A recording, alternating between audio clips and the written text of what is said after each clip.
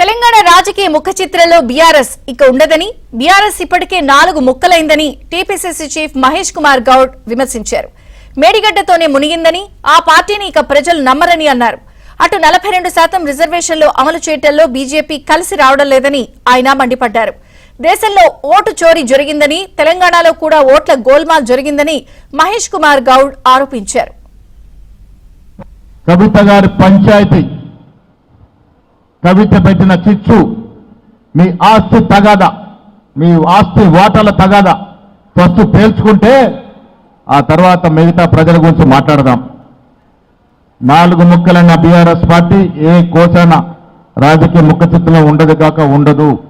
BJP ఎంపీలు సహకరిస్తే 42% reservation bill ఒక రోజుల చట్టం అవుతుంది. కానిపోని నెపాలు పెట్టి, ముస్లింలు జపం పెట్టి 42% రిజర్వేషన్ బిల్లు అడ్డుకుంటా ఉన్నారు.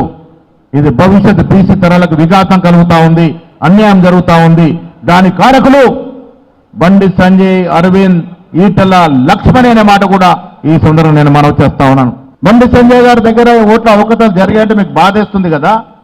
9-5-379/1/20 కరీంనగర్ పట్టణంలో ఈ పూరి, ఈ టిక్ ఈడ ఎవరు లేనే లేరు. ఈ ఇంట్లో 40 ఓట్లకు పైగా ఉన్నాయి. ఇది ప్రూఫ్.